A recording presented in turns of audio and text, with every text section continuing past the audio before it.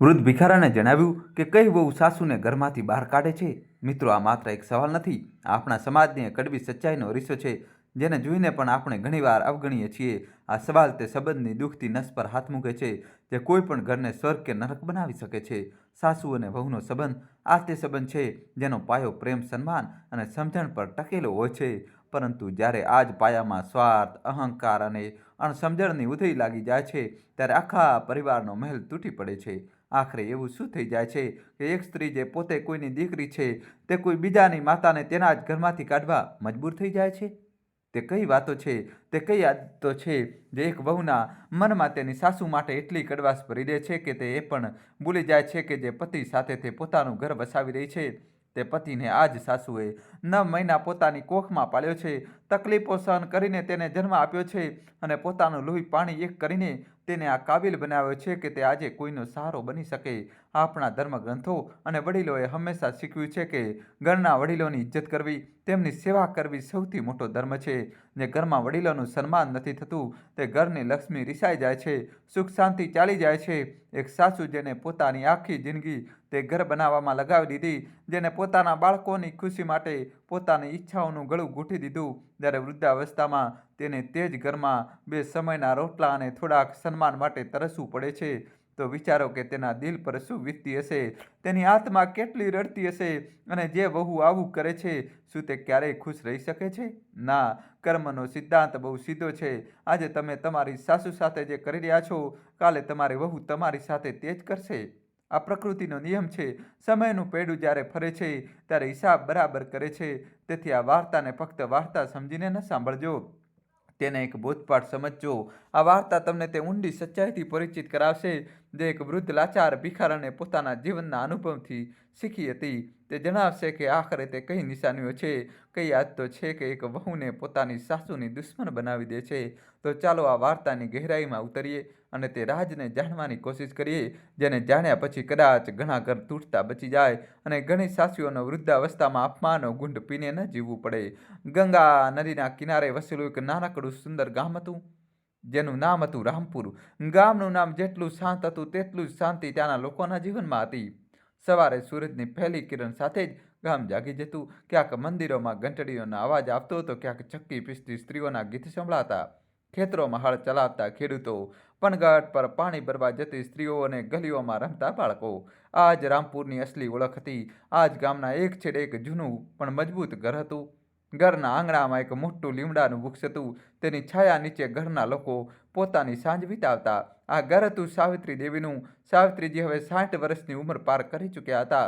તેમના પતિ રામલાલજી કેટલાક વર્ષો પહેલા જ ભગવાનને વાલા થઈ ગયા હતા. હવે આ ઘરમાં તેઓ પોતાના એકમાત્ર દીકરા રાકેશ અને વહુ પૂજા સાથે રહેતા હતા. રાકેશ ગામના સૌથી હોશિયાર અને મહેનતુ છોકરાઓમાંનો એક હતો. તે પોતાના પિતાની નાનકડી કરિયાણાની દુકાન સંભાળતો હતો અને પોતાની મહેનતથી દુકાનને સારી રીતે ચલાવી રહ્યો હતો. તે પોતાની માને ખૂબ પ્રેમ કરતો હતો અને તેમનું ખૂબ સન્માન પણ કરતો હતો. પિતાના ગયા પછી તેણે જ માને સંભાળ્યા હતા અને ક્યારેય તેમને કોઈ વસ્તુની કમી મહેસૂસ થવા દીધી નહોતી. રાકેશના લગ્નને હજી 2 વર્ષ જ થયા હતા. તેની પત્ની પૂજા પાસેના જ એક કસ્બાની રહેવાસી હતી. પૂજા દેખાવમાં સુંદર હતી, ભણેલી ગણેલી પણ હતી અને ઘરના કામકાજમાં પણ હોશિયાર હતી. જ્યારે તે પરણીને આ ઘરમાં આવી હતી, ત્યારે સાવિત્રીજીનું ખૂબ ખુશ થયા હતા. તેમને લાગ્યું હતું કે તેમના ઘરમાં લક્ષ્મી આવી છે, જે તેમના વૃદ્ધાવસ્થાનો સહારો બનશે, તેમના દીકરાનું ઘર સંભાળશે અને આ સૂના આંગણામાં ફરીથી ખુશીઓની કિલકારીઓ ગુંજશે. શરૂઆતના કેટલાક મહિના તો બધું જ ખૂબ સારું ચાલ્યું. પૂજા સવારે વહેલી ઉઠતી, પોતાની સાસુના પગે લાગતી, ઘરનું બધું કામકાજ સંભાળતી અને સાવિત્રીજીની દરેક નાની મોટી જરૂરિયાતનું ધ્યાન રાખતી. સાવિત્રીજી પણ તેને પોતાની દીકરીની જેમ પ્રેમ કરતી. તે તેને પોતાના હાથથી જમાડતી, તેને ગામની બીજી સ્ત્રીઓથી મળાવતી અને ગર્વથી કહેતી, "આ મારી વહુ નહીં, દીકરી છે." પૂજા પણ પોતાની સાસુની વાતોનું માન રાખતી. બંને વચ્ચેનો સંબંધ એટલો ગાઢ અને પ્રેમભર્યો હતો કે ગામની સ્ત્રીઓ તેમના દાખલા આપતી હતી. રાકેશ પણ પોતાની મા અને પત્ની વચ્ચે આટલો પ્રેમ જોઈને ખૂબ ખુશ થતો. તેને લાગતું કે તે દુનિયાનો સૌથી નસીબદાર ઇન્સાન છે, જેને આટલી સારી મા અને આટલી સમજદાર પત્ની મળી છે. ગામથી થાકીને જ્યારે તે ઘરે પાછો ફરતો અને પોતાની મા અને પત્નીને એકસાથે હસતા બોલતા જોતો, તો તેનો બધો થાક દૂર થઈ જતો હતો. પરંતુ કહે છે ને કે સારી વસ્તુઓને અવારનવાર કોઈની નજર લાગી જાય છે. ધીમે ધીમે સમય બદલાયો અને સાથે જ બદલાઈ ગયા ઘરના હાલત. પૂજા શહેરમાં ઉછરેલી હતી. લગ્ન પછી ગામના માહોલમાં ઢળવું તેના માટે સરળ નહોતું. દોસ્તો, કહાની છેલ્લા સુધી જોજો અને વિડીયો લાઇક કરીને તમારા ભાઈ માટે દોસ્તો ચેનલ સબસ્ક્રાઈબ કરી દો. તેમ છતાં તેને કોશિશ કરી હતી, પરંતુ હવે તેને ગામની બંદીશો ખૂંચવા લાગી હતી. તેને હર વખત ઘૂંઘટમાં રહેવું, ઘરના વડીલો સામે ધીમે બોલવું, પૂછ્યા વગર ક્યાંય ન જવું, આ બધું હવે તેને એક બોજ લાગવા માંડ્યું હતું. તે પોતાની સહેલીઓ સાથે ફોન પર વાત કરતી તો તેને શહેરની રંગીન જિંદગી વિશે જણાવતી. તે જણાવતી કે કેવી રીતે તે પોતાની મરજીથી ફરે છે, પોતાની પસંદના કપડાં પહેરે છે, નોકરી કરે છે અને પોતાનું જીવન પોતાના હિસાબે જીવે છે. આ બધી વાતો સાંભળીને પૂજાના મનમાં પણ એક પીડા ઉઠતી. તેને લાગતું કે તેની જિંદગી તો આ નાના ગામ અને ઘરની 4 દિવાલોમાં જ સમેટાઈને રહી ગઈ છે. તેની વિચારસરણીમાં આવેલો આ બદલાવ તેના વ્યવહારમાં પણ દેખાવા લાગ્યો. હવે તે સવારે મોડેથી ઉઠવા લાગી હતી. ઘરના કામોમાં તેનું મન નહોતું લાગતું. સાવિત્રી જો તેને કંઈ કરવા કહેતી તો તે અણસાંભળ્યું કરી દેતી અથવા તો મોં બનાવીને તે કામ કરતી. પહેલાં જે પૂજા પોતાની સાસુની પાસે કલાકો બેસીને વાતો કરતી હતી, હવે તે તેમની પાસે બેસવાથી પણ કતરાવા લાગી હતી. સાવિત્રીજી એક અનુભવી સ્ત્રી હતી. તે પોતાની વહુના બદલાતા વ્યવહારને મહેસૂસ કરી રહી હતી. પણ તેમણે વિચાર્યું કે કદાચ નવા માહોલમાં તેનું મન નથી લાગી રહ્યું. ધીમે ધીમે બધું ઠીક થઈ જશે. તેમણે પોતાની તરફથી તેને વધુ પ્રેમ અને આત્મીયતા આપવાની કોશિશ કરી. તે તેને પૂછતી, શું વાત છે બેટા, આજકાલ તું બહુ ચૂપચાપ રહે છે, કોઈ પરેશાની છે તો મને કહે, હું તારી માં જેવી છું. પરંતુ પૂજા હવે તેમની કોઈ વાતનો સીધો જવાબ નહોતી આપતી. તે બસ એટલું કહેતી, કંઈ નહીં માજી, બસ એમ જ કામ વધારે હોય છે તો થાકી જાઉં છું. સાવિત્રીજીને ખબર હતી કે આ ફક્ત થાક નથી, કંઈક બીજું જ છે જે તેમની વહુને અંદરથી પરેશાન કરી રહ્યું છે. પણ તે કારણને સમજી નહોતી શકતી. ધીમે ધીમે ઘરમાં નાની નાની વાતો પર કહાસુની થવા લાગી. ક્યારેક ખાવામાં મીઠું ઓછું વધારે થવા પર તો ક્યારેક ઘરની સફાઈને લઈને. પૂજા હવે દરેક વાત પર પોતાની સાસુને જવાબ આપવા લાગી હતી. તેના અવાજમાં હવે તે પહેલાંવાળું સન્માન નહોતું, પણ એક પ્રકારની જુજલાહટ અને બેરૂખી હતી. એક દિવસ સાવિત્રીજીએ પૂજાને કહ્યું, વહુ, આજે સાંજે મંદિરમાં કીર્તન છે, તું પણ મારી સાથે ચાલજે, મનને શાંતિ મળશે. આના પર પૂજાએ મોટા રૂખાપણાથી જવાબ આપ્યો, માજી, મને ઘરમાં બહુ કામ છે અને વળી મને આ કીર્તન ભજનમાં કોઈ રસ નથી. આ બધું તો તમારા જેવા વૃદ્ધ લોકોનું કામ છે. આ સાંભળીને સાવિત્રીજીનું દિલ તૂટી ગયું. તેમની આંખોમાં આંસુ આવી ગયા. તેમણે ક્યારેય વિચાર્યું પણ નહોતું કે જે વહુને તેમને પોતાની દીકરીથી પણ વધારે ચાહી, તે એક દિવસ તેમની સાથે આ રીતે વાત કરશે. તેમણે પોતાના આંસુ લૂછ્યા અને ચૂપચાપ પોતાના રૂમમાં જતી રહી. તેમણે આ વાત રાકેશને ન જણાવી, કારણ કે તે જાણતી હતી કે જો તે તેને કંઈ જણાવશે તો ઘરમાં વગર કારણે તણાવ પેદા થશે. તે પોતાના દીકરાને પરેશાન કરવા નહોતી માગતી, પરંતુ વાતો ક્યાં સુધી છુપાય. રાકેશ પણ મહેસૂસ કરી રહ્યો હતો કે ઘરનો માહોલ હવે પહેલાં જેવું નથી રહ્યું. તેની માં હવે મોટે ભાગે ચૂપ રહેવા લાગી હતી અને પૂજાના ચહેરા પર હર વખત એક ચીડિયાપણું રહેતું હતું. એક રાત જ્યારે બધા જમી ચૂક્યા હતા, રાકેશે પૂજાને પૂછ્યું, પૂજા, શું વાત છે? હું કેટલાક દિવસોથી જોઈ રહ્યો છું, તું મા સાથે બરાબર વાત નથી કરતી. ઘરમાં હર વખત એક અજીબ શાંતિ રહે છે, બધું ઠીક તો છે ને? રાકેશને આટલું પૂછતા જ પૂજા જાણે ફાટી પડી. શું ઠીક છે? કંઈ પણ તો ઠીક નથી. હું ઘૂંટાઈને જીવી રહી છું. આ ઘરમાં સવારથી લઈને રાત સુધી બસ કામ કામ અને કામ. કોઈ મારી ખુશીઓ વિશે તો વિચારતું જ નથી. ન હું મારી મરજીથી ક્યાંક જઈ શકું છું, ન મારી પસંદનું કંઈ પહેરી શકું છું. અને તમારી માં, તેમને તો દરેક વસ્તુમાં કમી કાઢવાની આદત છે. હું કંઈ પણ કરી લઉં તે ક્યારેક ખુશ નથી થતી. હર વખત બસ મેણા મારતી રહે છે. પૂજાએ રડતા રડતા પોતાની બધી ભડાસ કાઢી નાખી. રાકેશ હેરાન હતો. તેને તો ક્યારેય પોતાની માને પૂજાને મેણું મારતા નહોતી સાંભળી. તે બોલ્યો, પૂજા, તું આવું કેમ કહી રહી છે? મા તો તને કેટલો પ્રેમ કરે છે. તેમણે તો હંમેશા તને પોતાની દીકરી જ માની છે. હા, દીકરી માની છે એટલે જ તો દરેક વાત પર ટોકતી રહે છે. આમ ન બેસો, તેમ ન બોલો, આ ન પહેરો, ત્યાં ન જાઓ. મારી તો કોઈ જિંદગી જ નથી રહી ગઈ. હું આ ઘૂંટણભરી જિંદગીથી કંટાળી ચૂકી છું. પૂજાની વાતોમાં ઝેર ભરેલું હતું. રાકેશ બંને વચ્ચે ફસાઈને રહી ગયો. તે પોતાની માને પણ જાણતો હતો અને હવે પોતાની પત્નીની વિચારસરણીને પણ જોઈ રહ્યો હતો. તેને સમજાતું નહોતું કે તેનો કોઈ પક્ષ લે અને કોને સમજાવે. તેને પૂજાને શાંત કરવાની કોશિશ કરી. જો પૂજા માં જૂના વિચારોની છે, તેમની કોઈ વાતનું ખોટું ન લગાડતી, હું તેમની સાથે વાત કરીશ. બીજા દિવસે રાકેશે પોતાની મા સાથે વાત કરવાની કોશિશ કરી. તેને દબાયેલા અવાજમાં કહ્યું, માં, પૂજા હજી નવી છે, તેને અહીંની રીતિ રિવાજો સમજવામાં થોડો સમય લાગશે. જો તેનાથી કોઈ ભૂલ થઈ જાય તો તમે તેને વઢવાને બદલે પ્રેમથી સમજાવી દેજો. સાવિત્રીજી પોતાના દીકરાના મુખેથી આ શબ્દો સાંભળીને શૂન્ય રહી ગયા. તેમને એવું લાગ્યું જાણે કોઈએ તેમના દિલ પર છરી ચલાવી દીધી હોય. તેમણે ક્યારેય સપનામાં પણ નહોતું વિચાર્યું કે તેમનો પોતાનો દીકરો, જેણે તેમને આટલા લાડથી ઉછેર્યો હતો, તે એક દિવસ પોતાની પત્ની માટે તેમની સાથે આ રીતે વાત કરશે. તેમની આંખોમાંથી દરદર આંસુ વહેવા લાગ્યા. તે બસ એટલું જ બોલી શક્યા, બેટા, મેં તેને ક્યારે વઢી? મેં તો તેને હંમેશા પોતાની દીકરીની જેમ રાખી છે. કદાચ મારા જ લાડ પ્યારમાં કોઈ કમી રહી ગઈ હશે. આટલું કહીને તે રડતા રડતા ત્યાંથી ચાલી ગઈ.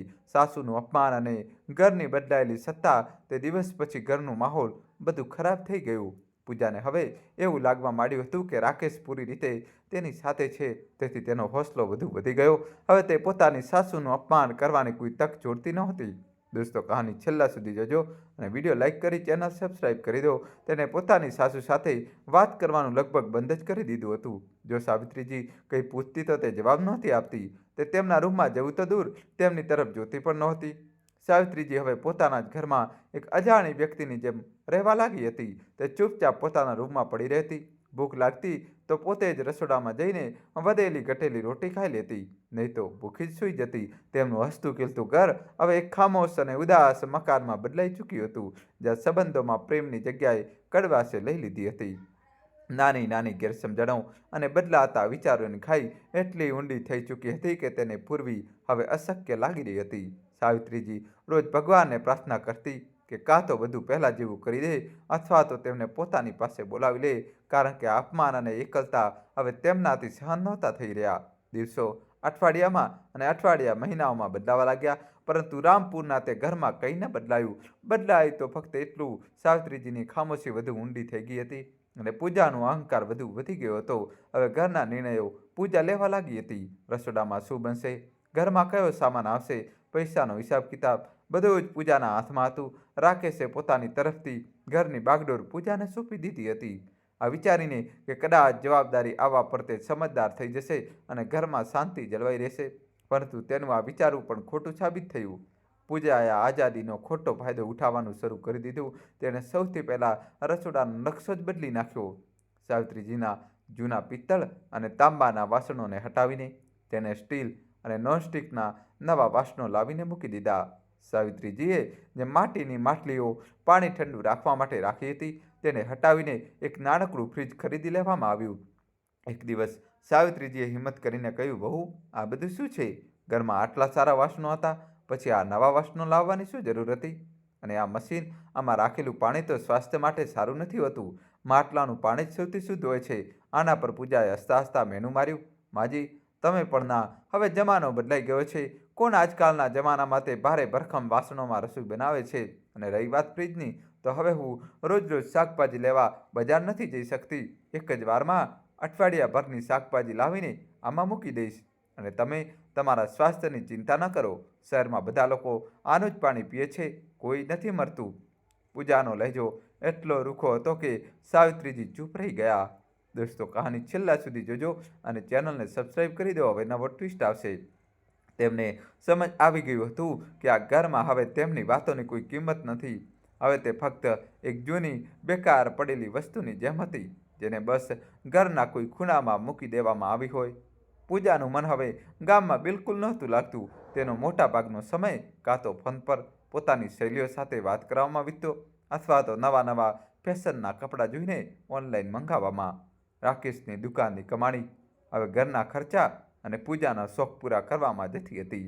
રાકેશે તેને ઘણીવાર સમજાવવાની કોશિશ કરતો, પૂજા, આપણે થોડું વિચારી સમજીને ખર્ચ કરવું જોઈએ. દુકાનમાં હંમેશા એકસરખી કમાણી નથી થતી. માના ઈલાજ માટે પણ થોડા પૈસા બચાવીને રાખવાના છે. પરંતુ પૂજા તેની એક નહોતી સાંભળતી. તે ઉલટાનો તેના પર જ વરસી પડતી. તો શું હું મારી ઈચ્છાઓ મારી નાખું? શું હું મારી પૂરી જિંદગી આ જૂના કપડામાં અને ઘૂંટણમાં કાઢી નાખું? તમારી મા માટે તો તમે પૈસા બચાવી લેશો, પરંતુ પોતાની પત્નીની ખુશીઓનું શું? જો તમે મારી નાની નાની જરૂરિયાતો પૂરી નથી કરી શકતા, તો મારી સાથે લગ્ન જ કેમ કર્યા હતા? પૂજાના આ ઇમોશનલ મેળાની આગળ રાકેશ બેબસ થઈ જતો હતો. તે નહોતો ઈચ્છતો કે ઘરમાં રોજ રોજ કલહ થાય, તેથી તે ચૂપચાપ તેની બધી માંગણીઓ પૂરી કરતો રહેતો હતો. સ્વાસ્થ્યમાં ઘટાડો અને કમલા ચાચીની વાત સાવિત્રીજી આ બધું પોતાની આંખોથી જોઈ રહ્યા હતા અને અંદર ઘૂંટાઈ રહ્યા હતા. તેમને પોતાના દીકરાની ચિંતા થતી હતી. તે દિવસ રાત મહેનત કરતો હતો અને તેથી મહેનતની કમાણીને તેમની વહુ પાણીની જેમ વહાવી રહેવી હતી. પરંતુ તે કહી શકતા નહોતા. જો તે કંઈ બોલતી તો પૂજા આસમાન માથે લઈ લેતી અને વાત ફરી ફરીને તેમના પર જ આવી જતી કે તે પોતાની વહુની ખુશીથી બળે છે. આ રોજના માનસિક તણાવની અસર હવે સાવિત્રીજીના સ્વાસ્થ્ય પર દેખાવા લાગી હતી. તે નબળા થઈ ગયા હતા. તેમને બરાબર ભૂખ નહોતી લાગતી. રાતોને ઊંઘ નહોતી આવતી. તેમનો હસતો મલકતો ચહેરો હવે કરમાઈ ગયો હતો. એક બપોરે જ્યારે રાકેશ દુકાન પર હતો, સાવિત્રીજી આંગણામાં લીમડાના વૃક્ષ નીચે એક ખાટલા પર સૂતેલા હતા. તેમને હલકો તાવ મહેસૂસ થઈ રહ્યો હતો. ત્યારે પાડોશવાળી કમલા ચાચી તેમને મળવા આવી ગઈ. કમલા ચાચી થોડી વાતોડી હતી પણ દિલની સારી હતી. તેમણે સાવિત્રીજીને આ હાલતમાં જોયા તો ચિંતિત થઈને બોલી, શું થયું સાવિત્રી બહેન? તબિયત તો ઠીક છે ને? બહુ નબળા લાગી રહ્યા છો. સાવિત્રીજીએ એક ફિક્કી સ્મિત સાથે કહ્યું, કંઈ નહીં કમલા, બસ ઉંમરનો તકાજો છે. હવે શરીર પહેલાં જેવો સાથ નથી આપતું. કમલાએ આસપાસ નજર દોડાવી અને ધીમા અવાજમાં પૂછ્યું, બહુ ક્યાં છે? દેખાતી નથી. સાવિત્રીજી કંઈ બોલે તે પહેલાં જ અંદરથી પૂજાના બોલવાનો અવાજ આવ્યો. તે ફોન પર કોઈની સાથે ઊંચા અવાજે હસીને વાત કરી રહી હતી. કમલાએ એક ઊંડો શ્વાસ લીધો અને સાવિત્રીનો હાથ પકડીને બોલી, બહેન, હું તને કંઈ કહેવા તો નથી માગતી, પણ હવે જોયા વગર રહેવાતું પણ નથી. તારી વહુ પર થોડી લગામ કસ. આખો દિવસ ફોન પર લાગેલી રહે છે, ન ઘરના કામથી મતલબ ન પોતાની સાસુની સેવાથી. આજકાલના જમાનાની છોકરીઓ માથે ચડાવીશ તો નાચશે જ. ત્યારે જ પૂજા ફોન પર વાત કરતી બહાર આવી ગઈ. તેને કમલા ચાચીને ત્યાં બેઠેલા જોયા અને પોતાની સાસુને ઘૂરીને જોયું, જાણે કહી રહી હોય કે તને બીજું કોઈ કામ નથી કે જે ગામભરની સ્ત્રીઓને બોલાવીને પંચાયત કરે છે. તેને કમલા ચાચીને નમસ્તે પણ ન કર્યું અને મોં ફેરવીને ઊભી રહી ગઈ. કમલા ચાચીને તેનો આ વ્યવહાર બહુ ખરાબ લાગ્યો, પરંતુ તે ચૂપ રહી. તેમણે સાવિત્રીને કહ્યું, સારું બહેન, હું જાઉં છું તો પોતાનું ધ્યાન રાખજે અને દવા લઈ લેજે. કમલા ચાચીના ગયા પછી પૂજા પોતાની સાસુ પર વરસી પડી. શું જરૂર હતી તેને અહીં બોલાવવાની અને શું વાતો થઈ રહી હતી? મારી જ બુરાઈ કરી રહી હશો તમે. મને ખબર છે તમને તો બસ મોકો જોઈએ મને નીચું દેખાડવાનો. પોતે તો કંઈ કરતી નથી, બસ બીજાના કાન ભરતી રહે છે. સામે ત્રિબેનનું શરીર તાવથી ધમધમી રહ્યું હતું. તેમનામાં એટલી હિંમત નહોતી કે પૂજાની વાતોનો જવાબ આપી શકે. તે બસ એટલું જ બોલ્યા, બહુ મારી તબિયત સારી નથી, મને એક કપ ગરમ ચા બનાવી દે. કેમ, હું તમારી નોકરાણી છું કે શું? પૂજાએ ગુસ્સાથી કહ્યું, જ્યારે જુઓ ત્યારે હુકમ ચલાવ્યા કરે છે. મારાથી નહીં ત્યાં કોઈ કામ. બનાવી હોય તો પોતે જઈને બનાવી લો. એટલું કહીને તે પગ પછાડતી પાછી પોતાના રૂમમાં ચાલી ગઈ. સાવિત્રી બહેનની આંખોમાંથી આંસુ વહેવા લાગ્યા. તે દિવસે તે કંઈ જ બોલ્યા નથી. લથડતા પગે ઊભા થયા. પોતે પોતાની ચા બનાવી અને પછી આવીને ખાટલા પર સૂઈ ગયા. રાત સુધીમાં તેમનો તાવ વધુ તેજ થઈ ગયો. ત્યારે રાકેશ ઘરે આવ્યો તો તેણે પોતાની માને ધ્રુજતા જોયા. તે દોડતો તેમની પાસે ગયો અને તેમનું કપાળ અડીને જોયું. તેમનું શરીર આગની જેમ સળગી રહ્યું હતું. તે ગભરાઈને બોલ્યો, માં, તમને તો બહુ તેજ તાવ છે. તમે મને જણાવ્યું કેમ નહીં? અને પૂજા ક્યાં છે? તેણે તમને દવા ના આપી? તેણે પૂજાને અવાજ લગાવ્યો. પૂજા રૂમમાંથી બહાર નીકળી અને મોટા જ બેપરવા અંદાજમાં બોલી, શું થઈ ગયું? કેમ બૂમો પાડી રહ્યો છે? તું જોઈ નથી રહી? માને કેટલો તેજ તાવ છે. તે દિવસભરમાં એકવાર પણ આવીને જોયું નહીં કે કઈ હાલતમાં છે. તારું દિલ પથ્થરનું છે કે શું? રાકેશ પહેલીવાર પૂજા પર આટલો ગુસ્સો થયો હતો, પણ પૂજા પર તેની વાતોને કોઈ અસર ન થઈ. તે ઉલટે એના પર જ ચડી ગઈ. ઓહો, તો હવે બધો આરોપ મારા પર નાખી દો. હું શું કોઈ ડૉક્ટર છું કે મને ખબર પડશે કે તેમને તાવ છે? તેમણે મને કંઈ કહ્યું જ નથી. અને એમ પણ દિવસ પર 100 વાર તો તેમની તબિયત ખરાબ થાય છે. આ બહાના છે તમારું ધ્યાન પોતાની તરફ ખેંચવાના. હવે આખો દિવસ કામ કરીને હું થાકી જાઉં છું. એના પછી આ વૃદ્ધની સેવા પણ હું જ કરું. પૂજાની આ વાત સાંભળીને રાકેશ સતબત થઈ ગયો. તેને પોતાના કાનો પર વિશ્વાસ નહોતો થઈ રહ્યો કે પૂજા તેની મા વિશે આવા શબ્દો વાપરી શકે છે. તે રાત્રે રાકેશ પોતાની મા પાસે જ બેઠો રહ્યો. તે તેમના માથા પર ઠંડા પાણીના પટ્ટા મૂકતો રહ્યો. તેમને દવા આપતો રહ્યો. સાવિત્રીબેન તાવમાં બેભાનની હાલતમાં હતા, પણ નીંદમાં પણ તે બબડી રહ્યા હતા. મારો દીકરો, મારું ઘર, મારે ક્યાંય નથી જવું. રાકેશ પોતાની માની આ હાલત જોઈને અંદર રડી રહ્યો હતો. તેને સમજાઈ ગયું હતું કે તેની મા માત્ર શારીરિક રીતે જ બીમાર નથી, પણ અંદરથી બહુ તૂટી ચૂક્યા છે. તેને પોતાના પર ગુસ્સો આવી રહ્યો હતો કે પોતાની મા માટે કંઈક કરી રહ્યો નથી રહ્યો. દોસ્તો, હજી કહાની બાકી છે. કહાનીમાં દોસ્તો નવો ટ્વિસ્ટ આવશે. છેલ્લા સુધી જોજો અને વિડીયો લાઈક કરીને જલ્દીથી દોસ્તો તમારા ભાઈ માટે ચેનલ સબસ્ક્રાઈબ કરી દો. હવે જબરજસ્ત ટ્વિસ્ટ આવશે. 2-3 દિવસમાં સાવિત્રીબેનનો તાવ તો ઉતરી ગયો, પણ આ ઘટનાએ તેમના મન પર એક ઊંડો ઘાવ છોડી દીધો હતો. તેમણે હવે સંપૂર્ણપણે આશા છોડી દીધી હતી કે તેમની વહુ ક્યારે સુધરશે. તે જાણી ગયા હતા કે આ ઘરમાં હવે તેમનું કોઈ પોતાનું નથી. તેમનો દીકરો પણ હવે માત્ર પોતાની પત્નીનો થઈને રહી ગયો હતો. તે બસ દિવસો ગણતા હતા કે ક્યારે ભગવાન તેમને આ નર્ક જેવી જિંદગીથી છુટકારો અપાવશે. ઘરમાં હવે એક અજીબ બેચેની થઈ ગઈ હતી. પૂજા માત્ર પોતાના અને રાકેશ માટે ખાવાનું બનાવતી. સાવિત્રીબેન માટે તે કંઈ બનાવતી નહોતી. બિચારા વૃદ્ધમાં પોતે જ ઉઠીને પોતાના માટે 2 સૂકી રોટલી શેકી લેતા અને એકલા પોતાના રૂમમાં બેસીને ખાઈ લેતા. ઘણીવાર તો જ્યારે તેમની તબિયત સારી ન હોય તો તે ભૂખ્યા જ સૂઈ જતા. રાકેશ જ્યારે પણ આ વિશે પૂજાને કંઈ કહેતો તો તે સાફ કહી દેતી, જો તમને પોતાની માની આટલી જ ચિંતા છે તો પોતે બનાવી લો અને તેમના માટે ખાવાનું. મેં લગ્ન તમારી સાથે કર્યા છે, તમારી માની સેવા કરવાનો ઠેકો નથી લીધો. રાકેશ શું કરે? તે આખો દિવસ દુકાન પર મહેનત કરતો અને રાત્રે આવીને પોતાની મા માટે ખાવાનું બનાવતો. અને તેને પોતાની માની આ હાલત જોઈને બહુ દુઃખ થતું હતું, પણ તે પૂજાના ડરથી કંઈ બોલી નહોતો શકતો. તેને ડર હતો કે જો તેણે વધારે કંઈ કહ્યું તો પૂજા ઘર છોડીને ચાલી જશે અને તેની ગૃહસ્થી વિખરાઈ જશે. આ ડરે તેને એક કમજોર અને લાચાર દીકરો બનાવી દીધો હતો. દિવાળાનો તહેવાર આવવાનો હતો. સાવિત્રીબેનને યાદ હતું કે કેવી રીતે લાવલાનજીના તેમના પતિ હોવા છતાં તેમના ઘરમાં દિવાળી મનાવવામાં આવતી હતી. આખા ઘરને દીવાઓથી સજાવાતું હતું. જાત જાતના પકવાન બનતા હતા અને આખો પરિવાર એકસાથે બેસીને પૂજા કરતો હતો. તેમની આંખોમાં જૂના દિવસો તરી આવ્યા અને તે ઉદાસ થઈ ગયા. આ વખતે ઘરમાં દિવાળી તો કોઈ માહોલ નહોતો. પૂજાએ સાફ કહી દીધું હતું કે તે ગામની જેમ દીવાઓથી ઘર ગંદુ નહીં કરે. તે તો વીજળીવાળી લાઇટો લગાવશે. તેને બજારમાંથી પોતાના અને રાકેશ માટે તો મોંઘા કપડાં ખરીદ્યા, પણ પોતાની સાસુ માટે એક સાધારણ સાડી લાવવી પણ જરૂરી ન સમજી.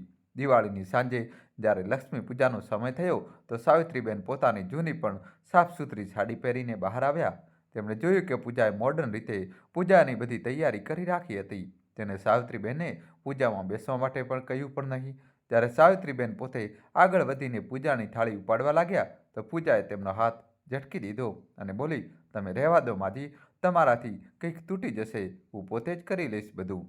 સાવિત્રીબેનનું દિલ ભરાઈ આવ્યું. આજે તહેવારના દિવસે પણ તેમની વહુએ તેમનું આટલું અપમાન કર્યું. તે ચૂપચાપ એક ખૂણામાં જઈને બેસી ગયા અને દૂરથી જ પોતાની કુળદેવીની પૂજા થતી જોતા રહ્યા.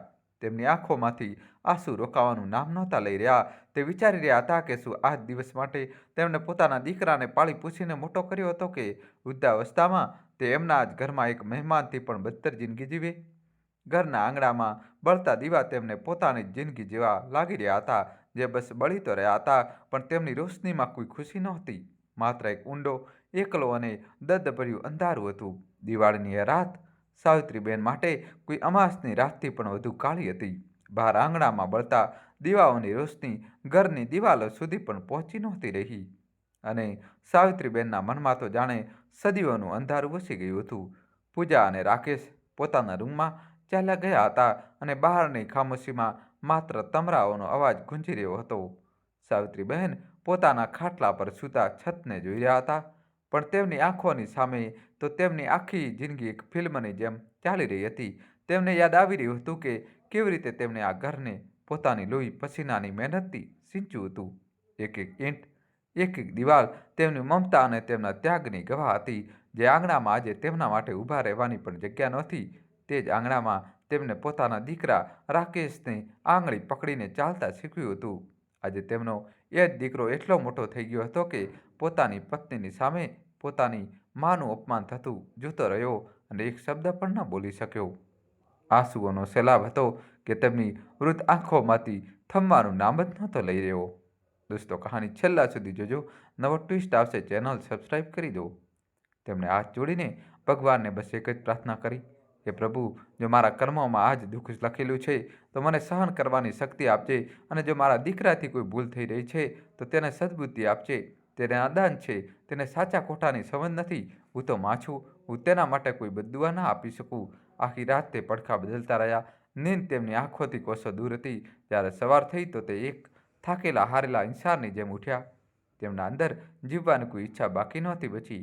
હવે તેમનો દિવસ બસ એક જ રીતે પસાર થતો હતો, ખામોશીથી પોતાના રૂમમાં પડ્યા રહેવું. તે ઘરના કોઈ પણ કામમાં દખલ નહોતા દેતા, કોઈની સાથે કોઈ વાત નહોતા કરતા. તે એક જીવતી જાગતી લાશ બની ગયા હતા, જે બસ શ્વાસ લઈ રહી હતી. આ એકલતા અને ગૂંગળામણથી બચવા માટે સાવિત્રીબેને ઘરની બહાર ચબૂતરા પર બેસવાનું શરૂ કરી દીધું. તે ત્યાં કલાકો સુધી બેઠા રહેતા, આવતી જતી જિંદગીઓને જોતા રહેતા. તેમને લાગતું કે ઓછામાં ઓછું એક ખુલ્લી હવામાં શ્વાસ તો લઈ શકશે. આ દરમિયાન તેમની નજર એક વૃદ્ધ ભિખારણ પર પડી. તે બહુ જ કમજોર અને લાચાર દેખાતી હતી. તેના કપડાં ફાટેલા જૂના હતા અને વાળ ગૂંચવાયેલા હતા. તે રોજ સવારે અને સાંજે એ જ ગલીમાં પસાર થતી હતી અને દરેક દરવાજા પર રોકાઈને એક રોટલી માટે અવાજ લગાવતી હતી. કોઈ તેને ધુક્કારીને ભગાડી દેતું તો કોઈ દયા કરીને એકાદ રોટલી આપી દેતું. સાવિત્રીબેન તેને રોજ જોતા હતા. ન જાણે કેમ તે વૃદ્ધ ભિખારણના ચહેરા પર તેમને એક અજીબ શાંતિ અને સંતોષ દેખાતો હતો, જે મોટા મોટા મહેલોમાં રહેવાવાળાઓના ચહેરા પર પણ નથી હોતો. કદાચ દુઃખ અને તકલીફે એને એટલો મજબૂત બનાવી દીધો હતો કે હવે તેને કોઈ વસ્તુથી કોઈ ફરક જ નહોતો પડતો. એક દિવસ બપોરે જ્યારે પૂજા કોઈ કામથી બજાર ગઈ હતી અને રાકેશ દુકાન પર હતો, સાવિત્રીબેન પોતાના માટે 2 રોટલી શેકીને પોતાના રૂમમાં ખાવા બેઠા હતા. ત્યારે જ બહારથી એ જ ભિખારણનો અવાજ આવ્યો, "અમ્મા, ભગવાનના નામ પર એક રોટલી આપી દો. 2 દિવસથી કંઈ ખાધું નથી." તેના અવાજમાં એટલી બેબસી અને દર્દ હતું કે સાવિત્રીબેનનું દિલ પીગળી ગયું. તે પોતે ઘણીવાર ભૂખ્યા સૂઈ ચૂક્યા હતા. તે ભૂખનું દર્દ જાણતા હતા. તેમણે પોતાની થાળીમાં રાખેલી 2 રોટલીમાંથી એક રોટલી ઉઠાવી અને બહાર ચબૂતરા પર આવી ગયા. ભિખારણ તેમને જોઈને એક આશાભરી નજરોથી જોવા લાગી. સાવિત્રીબહેને ચૂપચાપ એ રોટલી તેના ફેલાયેલા હાથોમાં મૂકી દીધી. તે વૃદ્ધ ભિખારણે રોટલી લેતા સાવિત્રીબેનના ચહેરાને ધ્યાનથી જોયો. તેની કરચલીઓ ભરેલી આંખોમાં એક અજીબ ચમક હતી, જેમ કે તે માત્ર ચહેરો નહીં પણ ઇન્સાનની આત્મા સુધીને વાંચી શકતી હતી. તેને કહ્યું, "ભગવાન તમારું ભલું કરે બેટી. તમે આજે મારું પેટ ભર્યું છે. ભગવાન તમારું ઘર હંમેશા ભર્યું પૂરું રાખે." બેટી શબ્દ સાંભળીને સાવિત્રીબહેનની આંખો ભરાઈ આવી. વર્ષો થઈ ગયા હતા તેમને કોઈએ આટલા પોતાનાપણાથી નહોતા પોકાર્યા. તેમણે પોતાની વહુને તેમની માજી પણ હવે માત્ર નામ માટે જ કહેતી હતી. તેના અવાજમાં કોઈ પોતાપણું નહોતું હોતું. તેમણે પોતાના આંસુ લૂછ્યા અને કંઈ પણ કહ્યા વગર અંદર ચાલી ગયા. પણ તે દિવસે તેમના મનને એક અજીબ શાંતિ મળી. કોઈ ભૂખ્યાને ખાવાનું ખવડાવીને જે ખુશી મળે છે, તે કદાચ દુનિયાની કોઈ બીજી વસ્તુમાં નથી. હવે આ રોજનો નિયમ બની ગયો. સાવિત્રીબેન ભલે પોતે ખાય કે ન ખાય, પણ તે વૃદ્ધ ભિખારણ માટે એક રોટલી જરૂર બચાવીને રાખતા. તે રોજ એ જ સમય પર આવતી. સાવિત્રીબેન તેને રોટલી આપતા અને તે તેમને ડગલાબંધ દુઆઓ આપીને ચાલી જતી. ધીમે ધીમે તે બંનેની વચ્ચે એક અનકહ્યો સંબંધ બની ગયો. તે બંને વધારે વાતો નહોતા કરતા, બસ એકબીજાને જોઈને હળવું હસી દેતા હતા અને આ સ્મિતમાં તે એકબીજાનું બધું દુઃખ દર્દ સમજી જતા હતા. સાવિત્રીબેનને હવે તે બુઢિયા માઈની પ્રતીક્ષા રહેવા લાગી રહી હતી. તે તેમના દિવસનો એકલો એવો પળ હતો જ્યારે તેમને લાગતું હતું કે દુનિયામાં કોઈ તો છે જે તેમને જોઈને હસે છે, જે તેમને દુઆઓ આપે છે. પૂજાને જ્યારે આ વિશે ખબર પડી તો તેણે ઘરમાં એક નવું તોફાન ઊભું કરી દીધું. એક દિવસ જ્યારે સાવિત્રીબેને તે ભિખારણને રોટલી આપી રહ્યા હતા, પૂજા બજારથી પાછી આવી. પોતાની સાસુને એક ભિખારણની સાથે ઊભેલા જોઈને તેનું લોહી ઉકળી ઉઠ્યું. તેણે તે વૃદ્ધ માઈના હાથમાંથી રોટલી છીનવીને દૂર ફેંકી દીધી અને ચીસ પાડવા લાગી, "આ શું તમાશો લગાવી રાખ્યો છે તમે? હવે તમે આ ભિખારીઓ સાથે દોસ્તી કરશો? અમારી કોઈ ઇજ્જત છે કે નહીં મોહલ્લામાં? લોકો શું કહેશે કે રામલાલજીની પત્ની ભિખારીઓને ઘરે બોલાવીને રોટલી ખવડાવે છે? તમને અમારી ઇજ્જતની નહીં તો ઓછામાં ઓછા પોતાના મરેલા પતિની ઇજ્જતનો તો ખ્યાલ હોવો જોઈતો હતો." દોસ્તો, કહાની છેલ્લા સુધી જોજો, નવો ટ્વિસ્ટ આવશે. વિડીયો લાઇક કરીને તમારા ભાઈ માટે દોસ્તો ચેનલ સબસ્ક્રાઈબ કરી દો. તે બિચારી વૃદ્ધ ભિખારણ ડરના માર્યા ધ્રુજવા લાગી. પૂજાનું રૌદ્ર રૂપ જોઈને તે ત્યાંથી ચૂપચાપ ખસી ગઈ. પણ સાવિત્રીબેન આજે ચૂપ ન રહ્યા. કદાચ વર્ષોથી દબાયેલું સ્વાભિમાન આજે જાગી ઉઠ્યું હતું. તેમણે ધીમા પણ મજબૂત અવાજમાં કહ્યું, "વહુ, તે ભૂખી હતી. કોઈ ભૂખ્યાને ખાવાનું ખવડાવવું કોઈ ગુનો નથી. અને રહી વાત ઇજ્જતની, તો ઇજ્જત મોટા મોટા મકાનોમાં રહેવાથી નહીં, સારા કર્મ કરવાથી હોય છે." સાવિત્રીબેનના મોંમાંથી જવાબ સાંભળીને પૂજા વધુ ભડકી ગઈ. "ઓહો, તો હવે તમે મને શીખવશો કે ઇજ્જત શું હોય છે? જેમની ખુદને કોઈ ઇજ્જત નથી તે મને જ્ઞાન આપી રહી છે. જોઈ લીધો મેં તમારો ધર્મકર્મ. જો આટલી દયા આવી રહી છે તો આ ભિખારીઓ પર તો કેમ નથી ખુદ પણ તેમની સાથે જઈને બેસી જતી? ઓછામાં ઓછું ઘરથી આ રોજ રોજનો કલેશ તો ખતમ થશે. પૂજાના મોંમાંથી નીકળેલા આ શબ્દો કોઈ ઝેરી તીરની જેમ સાવિત્રીબેનના હૃદયમાં વાગ્યા. ઘરથી કલેશ ખતમ થશે, આ શબ્દો તેમના કાનોમાં હથોડાની જેમ વાગી રહ્યા હતા. તેમની પોતાની વહુ તેમને તેમના જ ઘરમાંથી નીકળી જવાનું કહી રહી હતી. આજ સુધી તેમણે દરેક અપમાન સહન કર્યું, દરેક મેણું સાંભળ્યું, પણ આજે વાત બરદાસ્તની બહાર થઈ ગઈ હતી. તે કંઈ પણ કહ્યા વગર પથ્થર બનીને ત્યાં જ ઊભા રહ્યા. તેમની આંખોમાંથી આંસુ પણ સુકાઈ ચૂક્યા હતા. રાતને જ્યારે રાકેશ ઘરે આવ્યો તો પૂજાએ વાતને વધારી ચડાવીને તેની સામે રજૂ કરી. સાંભળો જી, આજે તો તમારી માએ હદ જ કરી દીધી. એક ભિખારણને ઘરે બોલાવી રાખી હતી. મેં મના કરી તો મારી સાથે જ લડવા લાગી. કહી હતી કે હું પણ જઈને તેમની સાથે બેસી જાઉં. હવે કહો, હું આ ઘરમાં કેવી રીતે રહું, જ્યાં મારું જ કોઈ સન્માન નથી? યા તો આ ઘરમાં તમારી મા રહેશે યા હું રહીશ. આજે તમારે ફેસલો કરવો જ પડશે. રાકેશ ફરીથી એ જ દોરાહા પર આવીને ઊભો રહી ગયો હતો. એક તરફ જન્મ આપનારી મા હતી અને બીજી તરફ ઘર વસાવનારી પત્ની. તે પોતાની માની હાલત જાણતો હતો, પણ પૂજાની ધમકીઓથી પણ ડરતો હતો. તેણે કમજોર અવાજમાં કહ્યું, પૂજા, મા વૃદ્ધ થઈ ગયા છે. તેમની વાતોનું ખોટું ન માન્યા કર. હું સમજાવી દઈશ તેમને. શું સમજાવી દેશો તમે? કંઈ નહીં સમજાવતા તમે. તમે તો હંમેશા પોતાની માની તરફદારી કરો છો, ઠીક છે? જો તમને તમારી મા આટલી જ વાલી છે તો રહો તેમની સાથે.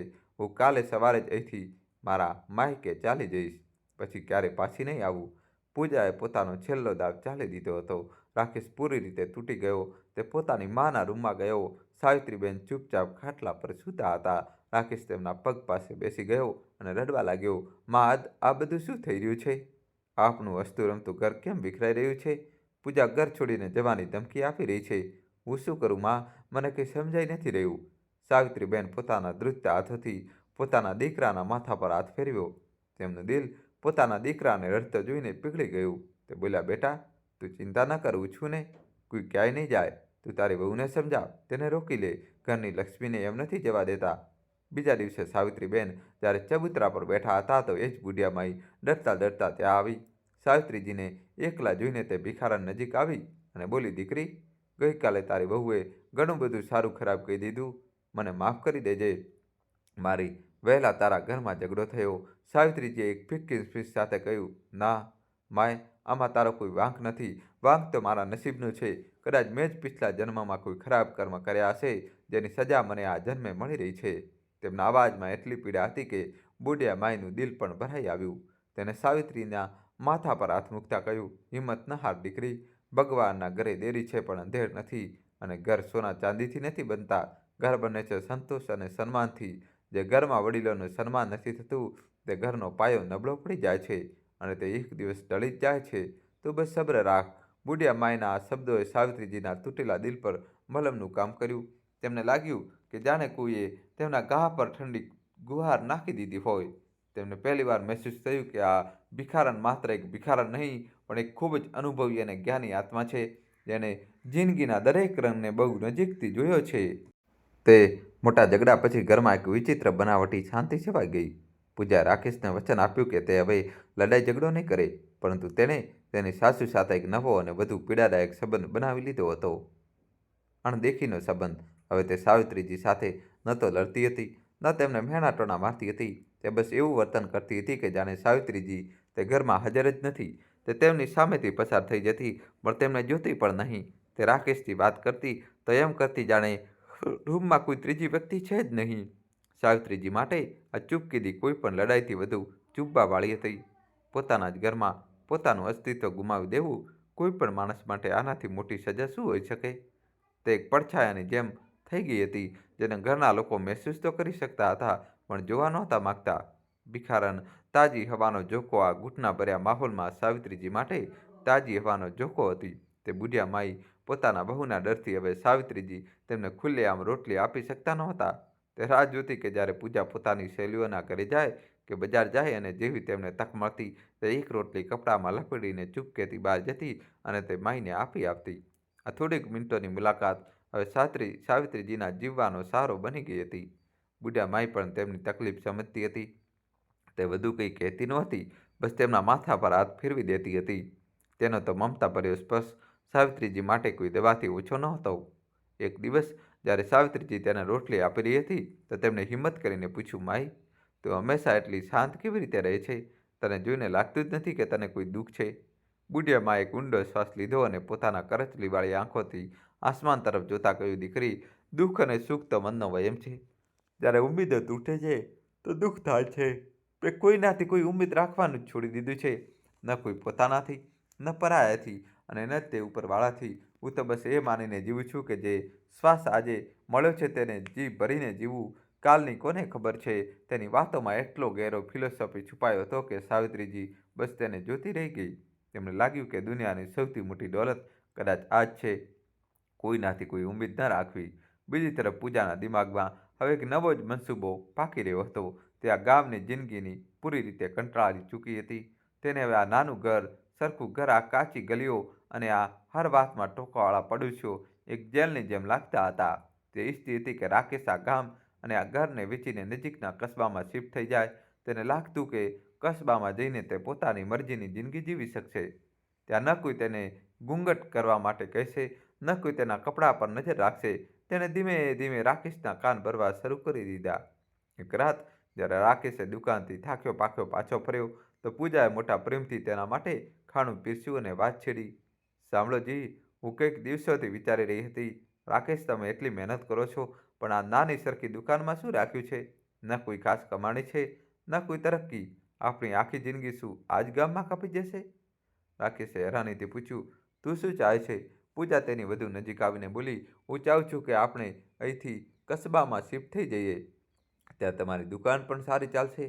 તમે દુકાનની સાથે સાથે કોઈ નાનો મોટો બીજું કામ પણ શરૂ કરી શકો છો. આપણા બાળકો હશે તો તેમનો ભણતર લખાવટ પણ સારા સ્કૂલમાં થશે. એ ગામમાં તેમનું શું ભવિષ્ય છે?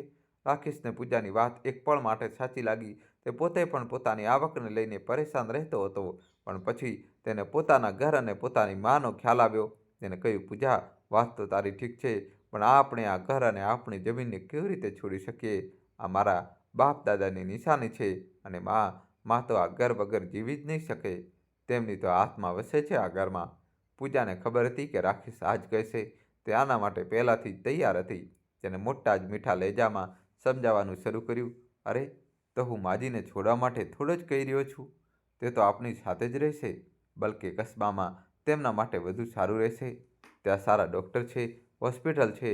જ્યારે પણ તેમની તબિયત ખરાબ થશે આપણે તરત તેમને બતાવી શકીશું. એ ગામમાં તો એક ઢંગનો વૈદ પણ નથી. અને રહી વાત ઘરની, તો આપણે તેને વેચીને જ તો કસ્બામાં પોતાનું ઘર લઈશું. આ જૂનું ઘર હવે જર્જર પણ થઈ રહ્યું છે. તેની મરામતમાં જ કેટલો ખર્ચ આવી જશે. આના કરતાં સારું છે કે તેને વેચીને એક નવું પાકું મકાન લઈ લઈએ. તમે મારી વાત માનો, આ આપણા બધાના ભવિષ્ય માટે સારું છે. પૂજા એટલા તર્ક અને એટલી સલીકેથી પોતાની વાત મૂકી કે રાકેશ વિચારમાં પડી ગયો. દોસ્તો, કહાનીમાં નવો ટ્વિસ્ટ આવશે. છેલ્લા સુધી જોજો. વિડીયો લાઈક કરીને ચેનલ સબસ્ક્રાઈબ કરી દો. તેને પોતાની પત્નીની વાતો હવે ખોટી નહોતી લાગી રહી. તેને લાગ્યું કે કદાચ પૂજા સાચું કહી રહી છે, કદાચ આમાં જ બધાની ભલાઈ છે. પણ તેના દિલના એક ખૂણામાં હજી પણ એક ડર હતો. તે પોતાની માનો સામનો કેવી રીતે કરશે? તે પોતાની માને આ કેવી રીતે જણાવશે કે તે ઘરને વેચવા માંગે છે, જે ઘરમાં તેમણે પોતાની પૂરી જિંદગી વિતાવી દીધી છે? આ વાતો હજી રાકેશ અને પૂજાની વચ્ચે જ ચાલી રહી હતી. તેમણે હજી સુધી સાવિત્રીજીને કંઈ જણાવ્યું ન હતું. તે સાચા મોકાની રાહ જોઈ રહ્યા હતા. પણ કહે છે ને કે દિવાલોના પણ કાન હોય છે. એક રાત સાવિત્રીજીને તરસ લાગી. તે પાણી પીવા માટે ઉઠ્યા તો તેમણે પોતાના દીકરા અને વહુના રૂમમાંથી ધીમા ધીમા અવાજો આવતા સાંભળ્યા. તે દરવાજાની પાસે રોકાઈ ગયા. પૂજા રાકેશને સમજાવી રહી હતી કે હવે વધુ મોડું ન કરો. મેં કસ્બામાં એક બે પ્રોપર્ટી ડીલરથી વાત પણ કરી લીધી છે.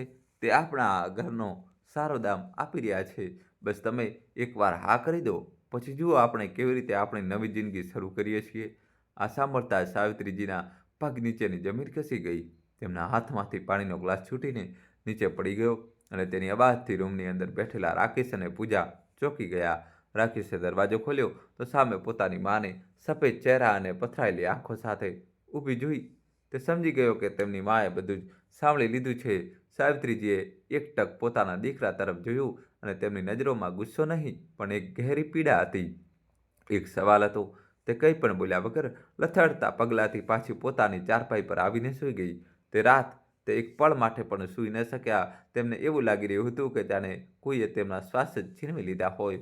આ ઘર માત્ર ઈંટ પથ્થરનું મકાન નહોતું, આ તેમના સુહાગની નિશાન હતું, તેમના બાળકોની કિલકિલારીઓનું ગવાહ હતું, તેમની જિંદગીનો હર યાદનો ખજાનો હતું. અને આજે તેમનો પોતાનો જ ખૂન તે ખજાનાને વેચવાની વાત કરી રહ્યો હતો. બીજી સવારે ઘરમાં એક ભારે ખામોશી છવાયેલી હતી. દોસ્તો, કહાની હજી બાકી છે. જોડાયેલા રહેજો અમારી સાથે.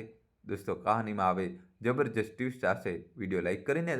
રાકેશ હિંમત નહોતો ભેગી કરી શકતો કે તે પોતાની મા સાથે નજરો મિલાવી શકે. તે ચૂપચાપ દુકાને જવા માટે તૈયાર થઈ રહ્યો હતો. ત્યારે સાવિત્રીજી પોતે તેની પાસે આવ્યા. તેની અવાજ બહુ ધીમી અને ધ્રુજતી હતી. બેટા, શું જે મેં ગઈકાલે રાતે સાંભળ્યું તે સાચું છે? રાકેશે નજર ઝુકાવી લીધી. તેનું ચૂપ રહેવું જ સાવિત્રીજી માટે જવાબ હતો. સાવિત્રીજી તેની સામે હાથ જોડીને ઊભા રહી ગયા. બેટા, હું તારાથી ભીખ માંગુ છું. આ ઘરને ન વેચ. આ માત્ર એક મકાન નથી. આ તારા બાપુજીની આત્મા છે. આ ઘરના આંગણાની માટીમાં તેમનો પરસેવો મળ્યો છે. આ ઘરની હર દિવાલ પર તેમની યાદો છે. હું એટલા વર્ષો તેમના ગયા પછી માત્ર આ યાદોના સહારે જ તો જીવંત છું. જો આ ઘર વેચાઈ ગયું તો હું જીવતે જીવ મરી જઈશ. એક માં પોતાના દીકરાની સામે આંચલ ફેલાવીને પોતાના ઘરની, પોતાની યાદોની, પોતાના સુહાગની નિશાનીની ભીખ માંગી રહી હતી. બેટા, તારે શહેર જવું છે, તું ચાલ્યો જા. મને કોઈ એતરાજ નથી. તું પોતાની પત્નીને લઈને ખુશી ખુશી ત્યાં રહે. હું અહીં એકલી રહીશ. બસ મને મારા હિસ્સાની આ છત, મારા હિસ્સાની આ દિવાલો આપી દે. હું મારી બાકીની જિંદગી પોતાના પતિની યાદો સાથે આ જ ઘરમાં ગુજારવા માંગુ છું. મુજથી મારો આ છેલ્લો સહારો ન છીનવ. મારા લાલ ન છીનવ. સાવિત્રીજી ફૂટી ફૂટીને રોવા લાગ્યા. પોતાની માના આંસુ અને તેમની વાતો રાકેશના દિલને ચીરી રહી હતી. તેનો જમીર તેને ધિક્કારી રહ્યો હતો. તેને મહેસૂસ થઈ રહ્યું હતું કે તે કેટલો મોટો પાપ કરવા જઈ રહ્યો હતો. એક તરફ તેની માના આંસુ હતા, તેમની જિંદગીભરની કમાણી હતી, અને બીજી તરફ પૂજાએ દેખાડેલા સુનહરા ભવિષ્યના સપના હતા. તે આ બંનેની વચ્ચે બુરી રીતે ફસાઈ ગયો હતો. તેને સમજ નહોતું આવતું કે તે શું કરે. પોતાની માની મમતાનું કર્જ ચૂકવે કે પોતાની પત્નીના સપના પૂરા કરે. તે પોતાની રાતો માને કોઈ જવાબ ન આપી શક્યો. બસ એક અપરાધીની જેમ માથું ઝુકાવીને ઊભો રહ્યો. ઘરનો માહોલ એટલો ગમગીન અને તણાવપૂર્ણ થઈ ગયો હતો કે હરેક શ્વાસ લેવો પણ મુશ્કેલ લાગી રહ્યો હતો. સાવિત્રીજીને હવે લાગવા માંડ્યું હતું કે તેમણે પોતાના દીકરાને જન્મ તો આપ્યો હતો, પણ કદાચ આજે તેને હંમેશા હંમેશા માટે ખોઈ દીધો હતો.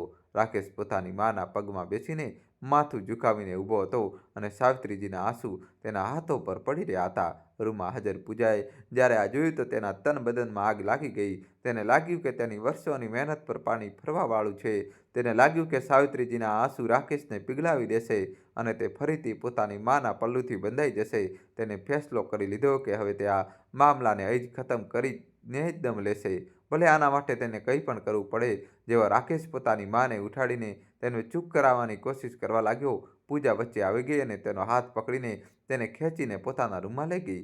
સાવિત્રીજી બસ જોતી રહી ગઈ. રૂમનો દરવાજો બંધ થતાં જ પૂજાનો જ્વાળામુખી ફાટી પડ્યો. બહુ થઈ ગયું મા દીકરીનું નાટક. હું રોજ રોજના નવટંકીથી તંગ આવી ચૂકી છું. તમને તમારી બીવીની કોઈ ચિંતા નથી, તેમની ખુશીઓનો કોઈ ખ્યાલ નથી. બસ પોતાના માના આંસુ દેખાય છે. અરે, એ તો બુઢી થઈ ગઈ છે. તેમની જિંદગી તો લગભગ પૂરી થઈ ચૂકી છે, પણ આપણી તો હજી પૂરી જિંદગી પડી છે. શું તમે ચાહો છો કે આપણે આપણી પૂરી જિંદગી આજ ઘસેપીટે જૂના ઘરમાં, આજ ગામમાં સડતા રહીને ગુજારી દઈએ? રાકેશે હિંમત કરીને કહ્યું, પૂજા, તું સમજવાની કોશિશ કેમ નથી કરતી? આ માત્ર ઘર નથી, આ માની દુનિયા છે. તો પહાડમાં જાય એવી દુનિયા. પૂજા ચીખી, હું એવી દુનિયાનું શું કરું જ્યાં મારા સપનાઓ માટે કોઈ જગ્યા જ નથી? મેં તમારાથી શું માંગી લીધું? બસ એક સારી જિંદગી, એક સારું ભવિષ્ય. અને તમે છો કે એક જૂના તૂટેલા ફૂટેલા મકાન માટે પોતાની બીવીની ખુશીઓને બલી આપવા તૈયાર છો? ઠીક છે, જો તમને આજ મંજૂર છે તો આજ સાચું. એટલું કહીને પૂજાએ કબાટ ખોલી અને પોતાના કપડાં કાઢીને એક બેગમાં ઠૂંસવા લાગી. હું હવે એક પળ પણ આ ઘરમાં નહીં રોકાવું. હું જઈ રહી છું મારા માયકે, અને હું ક્યારેય પાછી નહીં આવું. તમે રહો તમારી માં અને મને તમારી આ પ્યારા સરખા ઘરની સાથે. રાકેશ ગભરાઈ ગયો. તેને પૂજાનો હાથ પકડવાની કોશિશ કરી. પૂજા, મારી વાત તો સાંભળ. આમ ગુસ્સો ન કર. પૂજાએ તેનો હાથ ઝટકી લીધો અને રોવાનું નાટક કરવા લાગી. હવે સાંભળવાનું બાકી શું રહી ગયું છે? તમે તો પોતાનો ફેસલો સંભળાવી દીધો. તમને મારી નહીં, તમારી માની પરવા છે. હું તો તમારા માટે બસ એક બોજ જ છું. આના કરતાં સારું હોત કે મેં લગ્ન જ ન કર્યા હોત. ઓછામાં ઓછું પોતાના ઘરમાં પોતાની મરજીથી તો રહેતી. પૂજાએ આંસુઓ, મહેણા, ટોણા અને ધમકીઓનો એવો જાળ ગૂંથ્યો કે રાકેશ તેમાં બુરી રીતે ગૂંચવાઈને રહી ગયો. તેનું દિલ કહી રહ્યું હતું કે તે ખોટું કરી રહ્યો છે, તેની મા સાથે અન્યાય થઈ રહ્યો છે, પણ તેનું દિમાગ પૂજાની વાતોમાં આવીને નબળું પડી રહ્યું હતું. તેને પોતાનું ભવિષ્ય અંધકારમાં નજર આવવા લાગ્યું. તેને લાગ્યું કે જો આજે પૂજા ચાલતી ગઈ તો તેનું વસાયેલું ઘર ઉજળી જશે. સમાજના તેની બદનામી થશે અને તે એકલો રહી જશે. કલાકો સુધી આ ડ્રામા ચાલતો રહ્યો. અંતમાં રાકેશ પૂરી રીતે હારી ગયો. તેને એક થાકેલી, પરાજિત અવાજમાં કહ્યું, ઠીક છે પૂજા, જેવું તું કહીશ તેવું જ થશે. આપણે આ ઘર વેચી દઈશું. હવે તો તું ખુશ છે? આ સાંભળતા જ પૂજાના આંસુ પળભરમાં સુકાઈ ગયા. તેના ચહેરા પર એક વિજય સ્મિત તરી ગયું. તેને રાકેશના ગળામાં બાહો નાખતા કહ્યું, મને ખબર હતી તમે મારી વાત જરૂર માનશો. તમે દુનિયાના સૌથી સારા પતિ છો. તમે જોજો, કસ્બામાં જઈને આપણી જિંદગી કેટલી બદલાઈ જશે. દોસ્તો, કહાની છેલ્લા સુધી જોજો અને વિડીયો લાઇક કરીને ચેનલ સબસ્ક્રાઈબ કરી દો. આપણે બહુ ખુશ રહીશું. રાકેશ કોઈ જવાબ ના આપ્યો. તે બસ એક જિંદા લાશની જેમ ઊભો રહ્યો. તેને મહેસૂસ થઈ રહ્યું હતું કે તેને હમણાં પોતાની માની ખુશીઓને નહીં, બલકે તેની આત્માનો સોદો કરી લીધો હતો. વેચાતું ઘર અને બુઢિયા માયનો સારો. બીજા જ દિવસથી ઘરમાં પ્રોપર્ટી ડીલરોનું આવવું જવું શરૂ થઈ ગયું. અજાણ્યા લોકો આવતા, ઘરના કોણાને એમ ઘૂરતા જાણે કોઈ વસ્તુને જોઈ રહ્યા હોય. તે દિવાલોને ઠોકીને જોતા, જમીનને પગથી માપતા અને સાવિત્રીજીની સાથે જ તે ઘરની કિંમત લગાવતા. એ ઘરને તેમણે પોતાના પ્રેમથી બનાવ્યું હતું. ઘર નવા આવવાવાળા ગ્રાહક સાથે સાવિત્રીજીના દિલ પર એક નવો ઘા લાગતો. તે ચૂપચાપ એક ખૂણામાં બેસી રહેતી અને પોતાના ઘરને વેચાતું, નીલામ થતું જોતી રહેતી. તેમને લાગતું જાણે કોઈ તેમના શરીરના અંગોનો સોદો કરી રહ્યું હોય. તે આંગણામાં લાગેલા લીમડાના ઝાડને જોતી, જેને તેમણે અને રામલાલજીએ મળીને લગાવ્યો હતો. તે તુલસીના છોડને જોતી, જેની તે રોજ સવારે પૂજા કરતી હતી. તે રસોઈને જોતી, જ્યાં તેમણે પોતાના દીકરા માટે લાખો વાર ખાણું બનાવ્યું હતું. બધું જ તેમનાથી છૂટી રહ્યું હતું. બધું જ વિખરાઈ રહ્યું હતું. આ અસહ્ય પીડાના સમયમાં તેમનો એકમાત્ર સહારો તે બુઢિયા માય હતી. સાવિત્રીજી હવે દુનિયાથી પૂરી રીતે કપાઈ ચૂકી હતી. તે ન કંઈ ખાતી હતી, ન કોઈથી કંઈ બોલતી હતી. બસ જ્યારે પણ મોકો મળતો તે ઘરના પાછળના ભાગે જઈને તે માયની રાહ જોતી. બુઢિયા માય આવતી તો સાવિત્રીજી તેના ખભા પર માથું મૂકીને બાળકોની જેમ રોઈ પડતી. તે કંઈ કહેતી ન શકતી. બસ તેમના આંસુ જ તેમની બધી કહાણી કહી દેતા હતા. બુઢિયા માય પણ કંઈ નહોતી બોલતી. બસ તેમની પીઠ પર ત્યાં સુધી હાથ ફેરવતી રહેતી જ્યાં સુધી તે શાંત ન થઈ જાય. એક દિવસ જ્યારે સાવિત્રીજી ખૂબ દુઃખી હતા ત્યારે બુઢિયા માઈએ કહ્યું, દીકરી, રડ નહીં. જે તારું છે તે તારી પાસેથી કોઈ છીનવી નહીં શકે, અને જે તારું છે જ નહીં તેના માટે આંસુ વહાવવાથી શું ફાયદો? સાવિત્રીજીએ ડૂસકા ભરતા કહ્યું, માહી, મારું બધું જ તો છીનવાઈ ગયું. મારું ઘર, મારી યાદો, મારો દીકરો. હવે મારી પાસે બચ્યું શું છે? બુઢિયા માઈએ ફીકી મુસ્કાન સાથે જવાબ આપ્યો, તારી પાસે તું પોતે છે. તારો આત્મા, તારું સ્વાભિમાન, તારા સારા કર્મો. આ તારી પાસેથી કોઈ છીનવી નહીં શકે. મકાન તો માટીનો ઢગલો હોય છે બેટી, આજે એ છે, કાલે ક્યાંક બીજે હશે. અસલી ઘર તો માણસના મનની અંદર હોય છે. જો મનમાં શાંતિ હોય તો ઝૂંપડી પણ મહેલ લાગે છે, અને જો મનમાં અશાંતિ હોય તો મહેલ પણ શમશાન લાગે છે. બુઢિયા માયની વાતો સાવિત્રીજીને હિંમત આપતી હતી. તેમને લાગતું હતું કે આ દુનિયામાં કોઈ તો છે જે તેમના દર્દને સમજે છે. આખરે તે દિવસ પણ આવી ગયો જ્યારે ઘરનો સોદો પાકો થઈ ગયો. પૂજાની ખુશીનો કોઈ ઠેકાણો નહોતો. તે એવી ચહેકી રહી હતી જાણે કોઈએ તેને આખી દુનિયા દોલત આપી દીધી હોય. તેને તરત જ કસ્બામાં એક નવા આધુનિક ફ્લેટના ટોકન મની પણ આપી દીધું. હવે ઘર ખાલી કરવાની તૈયારીઓ શરૂ થઈ ગઈ. પૂજાએ બજારમાંથી મોટા કાર્ટન મંગાવ્યા અને સામાન પેક કરવાનું શરૂ કરી દીધું. તે માત્ર નવો અને કિંમતી સામાન જ પેક કરી રહી હતી. ઘરનો મોટાભાગનો જૂનો સામાન તેણે ખૂણામાં ભેગો કરી લીધો હતો. તે ઢગલામાં સાવિત્રીજીની તે જૂની લાકડાની પેટી પણ હતી, જેમાં તેમણે પોતાના સુહાગની નિશાનીઓ અને પોતાના પતિના કપડાં સાચવીને રાખ્યા હતા. તેમાં રામલાલજીની હાથથી લખેલી એક ડાયરી હતી, તેમની એક જૂની ઘડિયાળ હતી અને લગ્ન સમયની કેટલીક ઝાંખી તસવીરો હતી. સાવિત્રીજી માટે તે પેટી કોઈ ખજાનાથી ઓછી નહોતી. જ્યારે તેમણે પૂજાને તે પેટી કબાડીવાળાને આપવા માટે અલગ મૂકતા જોઈ તો તે દોડીને તેની પાસે ગયા અને બોલ્યા, વહુ, આ પેટી ફેંકતી નહીં. આમાં મારા પતિની યાદો છે. પૂજાએ મોટી બેરુખીથી, માજી, આ જૂની ઉધઈ લાગેલા સંદૂકનું અમે નવા ઘરમાં શું કરીશું? તે આ બધો કબાટ સારો નહીં લાગે. અને વળી જે ચાલ્યા ગયા તેમને યાદ કરીને રડવાથી શું ફાયદો? જિંદગીમાં આગળ વધતા શીખવું જોઈએ. સાવિત્રીજીએ હાથ જોડી દીધા. વહુ, હું તારી પાસે બીજું કંઈ નથી માગતી. બસ મને મારી આ પેટી આપી દે. હું તને મારી સાથે રાખવા માંગુ છું. પૂજાએ મોં બગાડતા કહ્યું, ઠીક છે, લઈ જાઓ, પરંતુ તેને તમારા રૂમમાં જ રાખજો. મારા ડ્રોઈંગ રૂમમાં આ કબાટ ન દેખાવું જોઈએ. એટલું કહીને તે ત્યાંથી ચાલી ગઈ. સાવિત્રીજી માટે આ અપમાનની છેલ્લી ખીલી હતી. આજે તેમની વહુએ તેમના પતિની યાદોને કબાટ કહી દીધો હતો. હવે તેમને ખાતરી થઈ ગઈ હતી કે આ સ્ત્રીના દિલમાં ન તો કોઈના માટે સન્માન છે અને ન તો કોઈ ભાવના. તેમણે તે દિવસે ખામોશ પણ ખૂબ જ પાકો નિર્ણય કરી લીધો. તે ચૂપચાપ પોતાના રૂમમાં ગયા. તેમણે તે પેટી ન ઉપાડી. તેમણે બસ એક નાની પોટલી લીધી. તે પોટલીમાં તેમણે પોતાના પતિની એક નાની તસવીર રાખી, એક તુલસીની માળા રાખી અને પોતાના લગ્નની એક જૂની ચૂંદડી રાખી. બસ આ જ તેમની કુલ મૂડી હતી, જેને તે પોતાની સાથે લઈ જવા માંગતા હતા. તેમણે નિર્ણય કરી લીધો હતો કે તે પોતાના દીકરા વહુ સાથે તેમના નવા ઘરમાં નહીં જાય. જે ઘરમાં પાયો જ કોઈના આત્માને વેચીને રાખવામાં આવ્યો હોય, તે ઘર ક્યારેય કોઈને સુખ આપી ન શકે. ઘર છોડવાનો દિવસ આવી ગયો. બહાર એક નાનો ટ્રક ઊભો હતો, જેમાં સામાન લાદવામાં આવી રહ્યો હતો. પૂજા દરેક વસ્તુ પર નજર રાખી રહી હતી અને રાકેશ એક ગુનેગારની જેમ ચૂપચાપ સામાન ઉપાડવામાં મદદ કરી રહ્યો હતો. તેની હિંમત નહોતી થતી કે તે પોતાની મા તરફ જોઈ પણ શકે. જ્યારે બધો સામાન ટ્રકમાં મુકાઈ ગયો તો પૂજાએ અવાજ લગાવ્યો, માજી, ચાલો, મોડું થઈ રહ્યું છે. સાવિત્રીજી પોતાની નાનકડી પોટલી લઈને રૂમમાંથી બહાર નીકળ્યા. તેમણે ન કોઈની તરફ જોયું, ન કોઈને કંઈ કહ્યું. તે ચૂપચાપ ઘરના ઉંબરા પર આવીને ઊભા રહી ગયા. તેમણે ઝૂકીને પોતાના ઘરના ઉંબરાને સ્પર્શ કર્યો અને પોતાની આંખોને લગાવી લીધો, જાણે તે પોતાના ઘરથી છેલ્લી વિદાય લઈ રહ્યા હોય. તેમણે આંગણામાં ઊભેલા લીમડાના ઝાડને હાથ જોડ્યા, તુલસીના છોડને પ્રણામ કર્યા. તેમની દરેક હરકતમાં એક વિદાય હતી, એક અંત હતો. રાકેશ અને પૂજા આ બધું જોઈ રહ્યા હતા, પરંતુ કોઈ સમજી નહોતા શકતા. તેમને લાગ્યું કે કદાચ તેમની મા જૂના ઘરને છોડવાના કારણે ભાવુક થઈ રહ્યા છે. ટ્રકની પાછળ એક ઓટો રિક્ષા ગામના ધૂળિયા રસ્તાઓને છોડીને કસ્બાના પાકા રસ્તા તરફ વધી રહી હતી. ઓટોમાં 3 સવારીઓ હતી, પરંતુ ત્રણેય પોતપોતાની દુનિયામાં ખોવાયેલા હતા. પૂજાની આંખોમાં એક નવી દુનિયાના સપના ચમકી રહ્યા હતા. તે બારીમાંથી બહાર જોઈ રહી હતી. ઊંચી ઇમારતો, મોટી મોટી દુકાનો અને તેજ રફતાર જિંદગીને જોઈને તેનું મન બળિયા ઉછળી રહ્યું હતું. તેને લાગતું હતું જાણે તે કોઈ પિંજરામાંથી આઝાદ થઈને ખુલ્લા આકાશમાં આવી ગઈ હોય. રાકેશ પોતાની પત્ની અને માની વચ્ચે બેઠો હતો, પણ તેને લાગતું હતું જાણે તે બે પાટા વચ્ચે પીસાઈ રહ્યો હોય. તેનું મોં નીચું નમેલું હતું અને આંખોમાં ઘેરો અપરાધ બોધ હતો.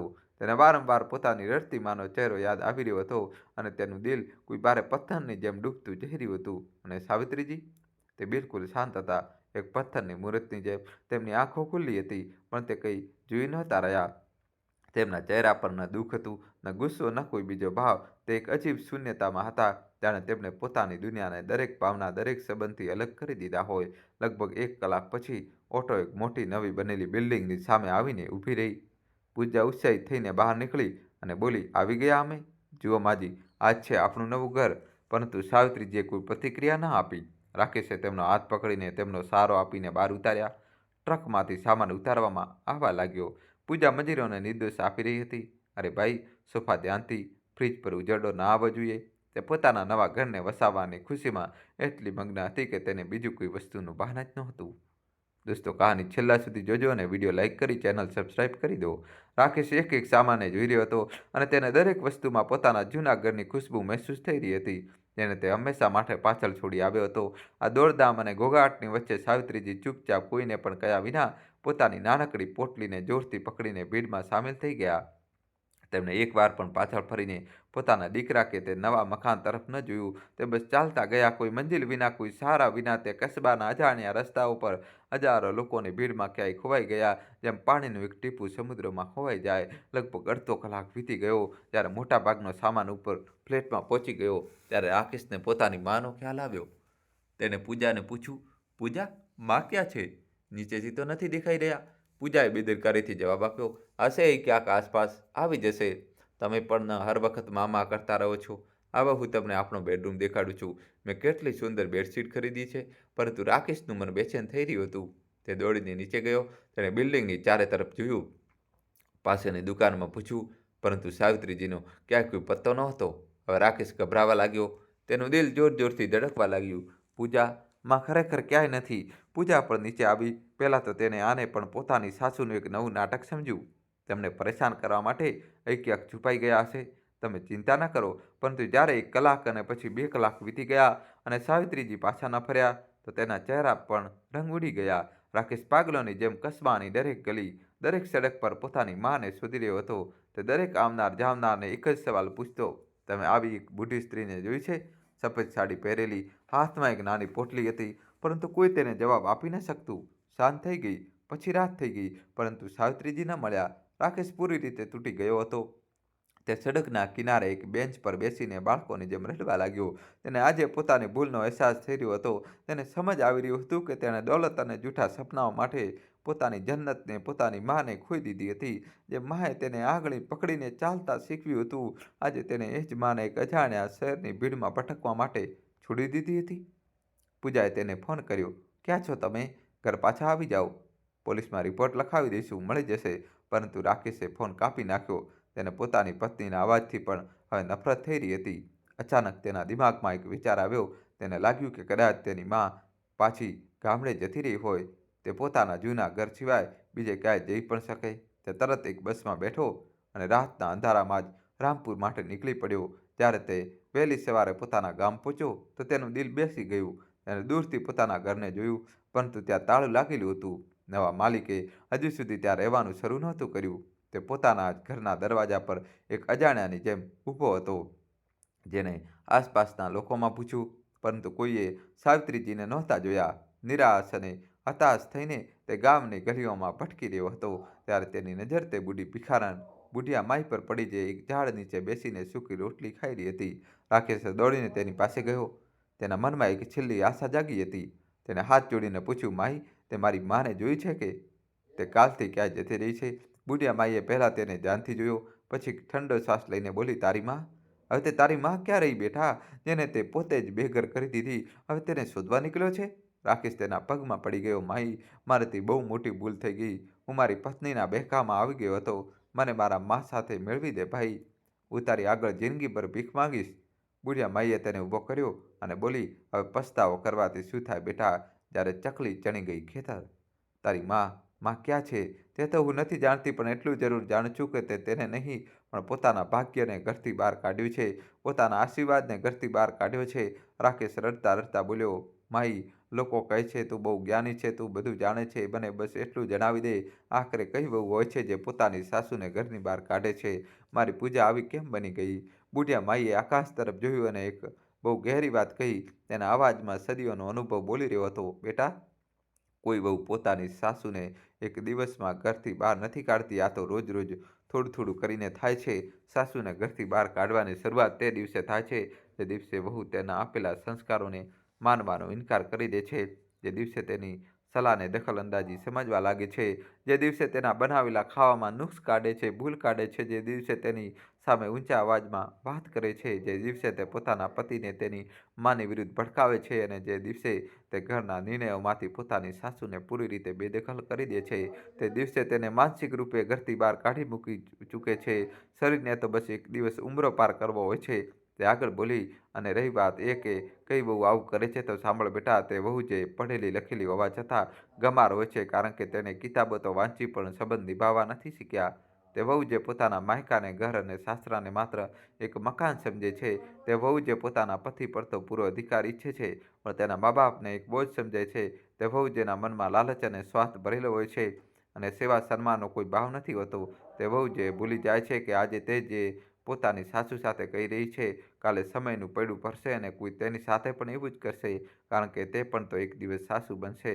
બેટા, સાસુને ઘરથી બહાર કાઢનારી વહુનો કોઈ ચહેરો નથી હોતો. તેની ઓળખ તેના કર્મોથી થાય છે, તેની સોચથી થાય છે, તેની નિયતથી થાય છે.